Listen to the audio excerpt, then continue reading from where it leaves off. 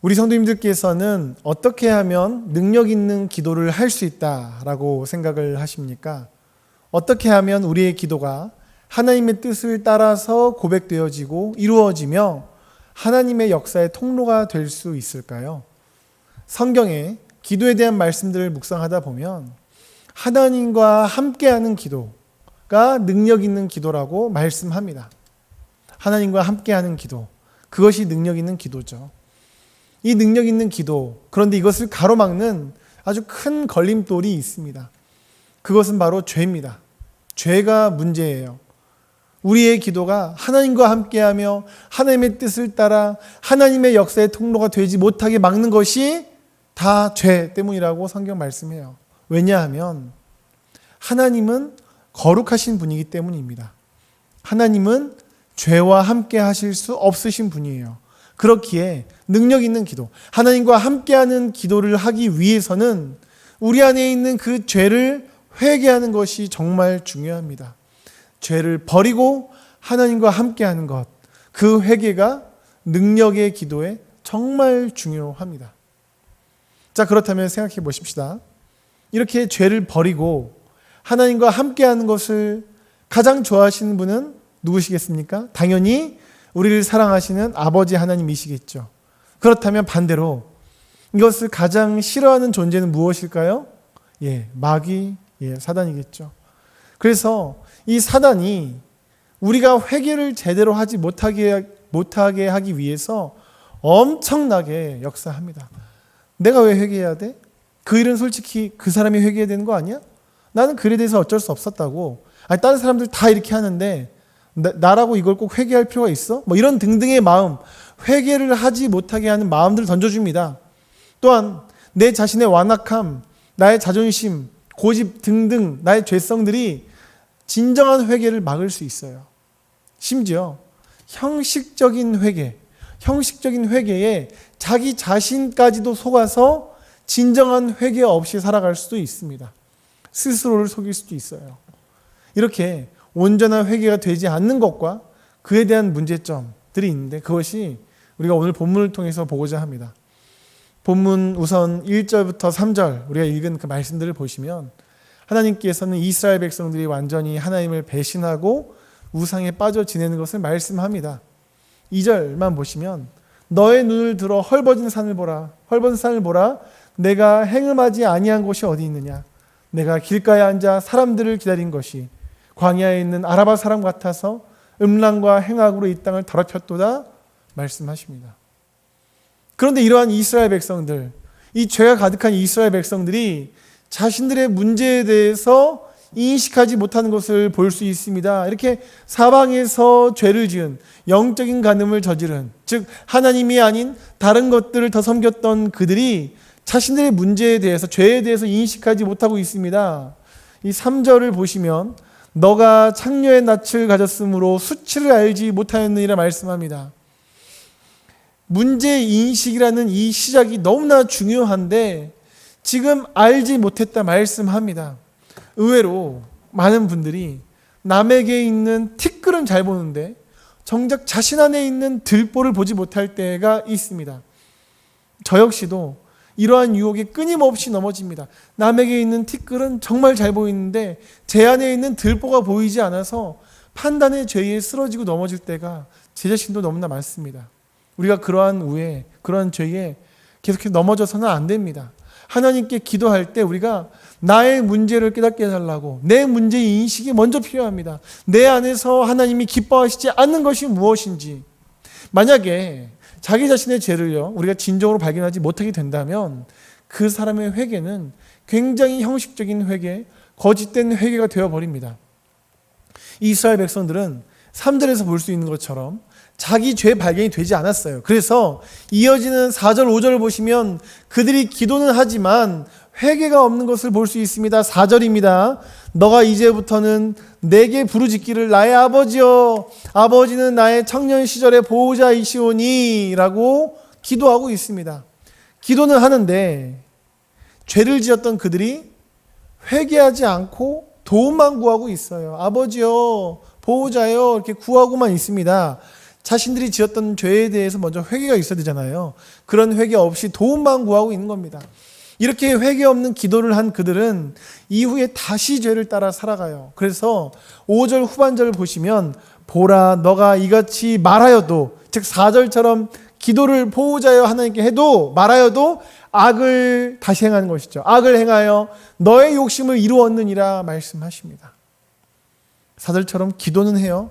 그런데 3절처럼 알지 못하니까, 자신의 죄를 알지 못하니까, 문제 인식이 되지 않으니까 4절처럼 기도는 하지만 또한 말은, 믿음의 말은 하지만 실제로 변한 것은 없이 여전히 악을 행하여 욕심을 이루고 있음을 볼 수 있습니다.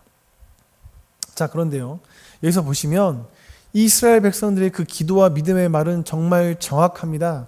그러니까 그들 안에 있는 어떤 정확한 말들이 있어요. 예를 들어서 이스라엘 백성들이 이렇게 고백을 합니다. 5절 전반절을 보시면 노여움을 한없이 계속하시겠으며 끝까지 품으시겠나이까 하지 아니하겠나이까. 그러니까 하나님에 대해서 어떻게 고백합니까? 노여움을 한없이 계속하지 않으시는 분, 그러니까 끊임없이 품으시는 분이라고 그들이 고백하잖아요. 그런데 하나님께서 실제로 자기 자신을 이런 분이라고 말씀하십니다. 12절 마지막 부분을 보시면 나는 긍휼이 있는 자라 노를 한없이 품지 아니하느니라 여호와의 말씀이니라 말씀하십니다. 그러니까 5절의 밑줄 친 부분, 이 노를 한없이 계속하시는 분이 아니라는 것, 그렇게 긍휼이 있으신 분이라는 것을 그들이 고백했는데 그 말씀을 하나님이 실제로 하셨다는 거죠. 이처럼 이스라엘 백성들이 한 말은 정확히 맞는 말이었어요. 이렇게 맞는 말, 믿음의 말, 기도는 하지만 이스라엘 백성들이 말만 했어요. 죄는 마지막 줄 악을 행하여 욕심을 이루었다. 말은 정확한 말들을 하는데 말만 하는 겁니다. 행동은 여전히 욕심과 악을 향해 달려가요. 그런데 우리도 딱 이럴 수 있습니다. 말은 정말 성경적이에요. 말은 언제나 하나님의 은혜를 사모하고, 말은 하나님을 찬양하고, 말은 믿음으로 살겠다라고 합니다. 말은 하나님이 우선순위입니다. 그런데 실제는 어떻습니까? 5절 마지막처럼 악을 행하고 살아가는 거예요. 자기 욕심을 따라 살아가는 겁니다.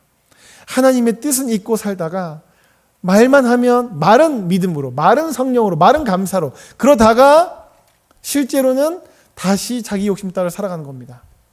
이것을 하나님께서는 다 아시고 전혀 기뻐하지 않으십니다. 사랑하는 여러분, 여러분들께서는 말만 성경적입니까? 아니면 하나님이 기뻐하시는 행함이 있는 삶을 실제로 살아가고 계십니까? 자, 그렇다면 왜 이스라엘 백성들은 이렇게 말만 하고 실제로는 행하지 못하고 살았을까요?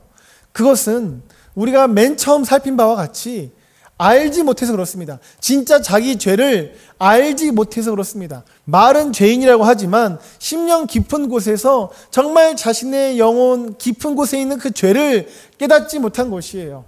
정말 죄를 알지 못하니까 말은 하는데, 말은 믿음으로 하는데 실제 삶은 너무나도 아닌 겁니다. 다시 자기 욕심 따라 다시 죄를 짓는 겁니다. 자, 그렇다면 어떻게 하면 우리가 알지 못하면서 벗어나 알 수 있을까요? 어떻게 하면 나의 죄를, 진짜 중요한 나의 죄를 발견하는 그 일이 우리 가운데 있을 수 있을까요? 예전에 제가 아주 어렸을 때 살던 집에는 이 바퀴벌레가 굉장히 많았습니다. 바퀴벌레가 너무 많았는데, 근데 그 바퀴벌레가 얼마나 빠른지 잡으려고만 하면 이렇게 도망가는 겁니다. 그런데 이 벌레들이요, 그 당시 살던 집에서 불을 꺼놓고 있으면 막 방 여기저기를 기어다니고 막 거실이나 부엌 여기저기를 기어다녔던 것이 기억이 납니다. 그래서 저희 아버지께서는 이 불을 꺼놓고 가만히 계시다가 불을 탁 켜셨어요. 그럼 바퀴벌레들이 안심하고 막 방 한가운데나 거실이나 부엌을 다니다가 딱 걸립니다.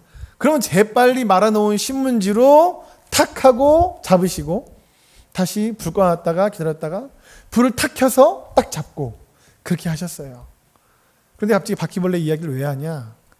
영적으로도 우리의 죄를 발견하고 해결하는 문제도 바로 이것과 유사하기 때문에 그렇습니다.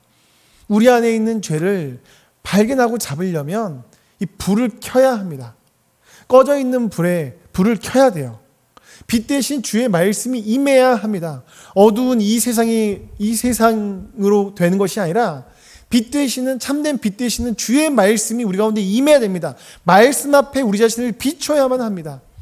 오늘 본문 뿐만이 아니라 이 죄를 지적하고 있는 예레미야서 전체에서 정말 많이 말씀하는 게 무엇인가?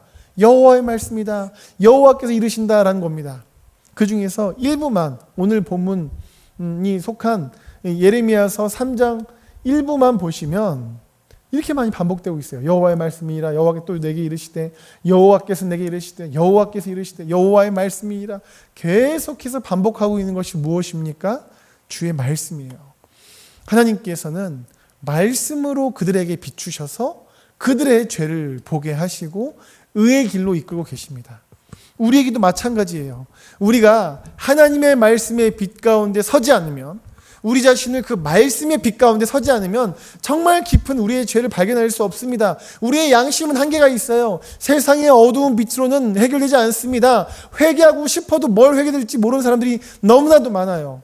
그런 분들은 먼저 말씀을 묵상하면서 정말 그 말씀의 빛을 내게 계속 비춰야 합니다. 계속 그 말씀의 빛을 날 비추면서 내 죄를 하나하나 찾다 보면 그렇게 하나님께서 나의 죄를, 진짜 회개해야 될 나의 죄를 알지 못하면서 알게 하시는 은혜를 주십니다.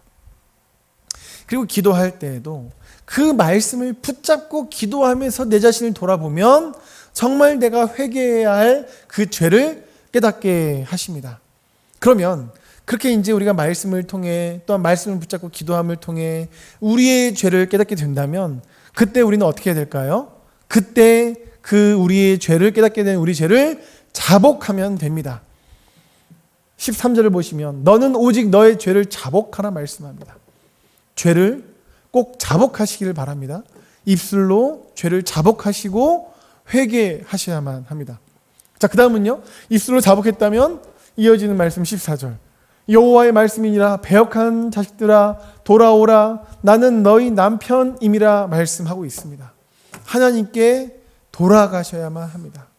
내 욕심을 따라 살던 삶에서 실제적으로 하나님의 말씀을, 하나님의 뜻을 따르는 삶으로 돌이키셔야 합니다. 다시요, 말씀을 통해서, 말씀을 붙잡고 기도함을 통해서 그 빛을 비춤으로 내 죄를 깨달았다면 그 죄에 대해서 자복하고, 또한 그 자복하면서 멈추지 않고 이제는 실제로 하나님에 따라 살기로 결단하며 나아가야만 한다는 것이죠. 그래서 주께로 나아갈 수 있어야 돼요. 17절처럼요. 우리 17절은 같이 읽어보겠습니다. 시작. 그때에 예루살렘이 그들에게 여호와의 보좌라 일컬음이 되며 모든 백성이 그리로 모이리니 곧 여호와의 이름으로 말미암아 예루살렘에 모이고 다시는 그들의 악한 마음에 완악한 대로 그들이 행하지 아니할 것이며. 아멘. 마지막 부분이요. 다시는 그들의 악한 마음에 완악한 대로 그들이 행하지 아니할 것이며. 이러한 은혜가 귀한 인생과 가정 가운데 있으시기를 주님의 이름으로 축복합니다. 그러기 위해서는 우리가 죄를 말씀을 통해 발견함, 그리고 자복함, 그리고 하나님을 향해 돌이키고 결단함이 필요하다는 것입니다. 한원 목사님의 글을 옮겨보겠습니다. 러시아의 한 동화에 보면 지상에서 가장 아름다운 것을 찾아오라는 하나님의 명령을 받은 천사가 온 세상을 헤매다가 마침내 회개하는 죄인의 눈물을 담아갔다는 얘기가 있다. 죄는 취해도 회개하는 죄인의 눈물은 하나님이 귀하게 보신다. 하나님과 자신만이 아는 천금 같은 죄를 감추고 괴로워하던 사람이 마침내 위선의 탈을 벗어던지고 봇물 터지듯 절절한 회개의 기도를 드릴 때 그보다 아름다운 모습은 없다. 우리에게 주신 하나님의 구원은 그 누구도 빼앗아 갈 수 없지만 회개하지 않는 죄는 구원의 즐거움을 앗아갈 수 있다. 교회 다니면서도 어딘가 모르게 어둡고 기가 죽어 살고 있는 많은 그리스도인들의 문제는 바로 그것이다. 회개하지 않은 죄를 품고 살고 있으니 구원의 즐거움이 사그라져 버린 것이다. 아무리 믿음이 좋은 사람일지라도 잠깐의 실수로 범죄할 수 있다. 그 죄를 은닉하기 위해 노력하다가 더 큰 잘못들을 저지를 수 있다. 그러나 마음속에 죄를 품고 있으면 그 마음이 편치 않을 것이다. 하나님과의 관계가 소원해지고 영적인 기쁨과 능력이 메마르기 때문이다. 이제 그만 하나님 앞에 잘못을 인정하고 나오지 않겠는가? 그분이 용서하실 것이다. 고쳐주실 것이다. 남을 치유하는 사람으로 다시금 세워주실 것이다. 모든 것은 당신에게 달렸다. 죄는 취해도 회개하는 죄인의 눈물은 하나님이 귀하게 보십니다. 회개는 하나님과의 관계를 회복시켜 구원의 즐거움을 회복해 하며 영적 기쁨과 능력이 풍성케 합니다. 하나님께서는 이러한 은혜를 예비하신 채 우리가 회개하여 주님께 돌아오기를 기다리십니다. 이미 은혜를 예비하신 하나님께 말씀을 통해 자기 죄를 인식하고 자기의 죄를 자백하며 하나님을 향해 돌이키고 마음의 완악한 대로가 아니라 하나님의 말씀대로 살겠다는 결단과 순종을 통해 나아가시는 여러분들 되시기를 주님의 이름으로 축복합니다.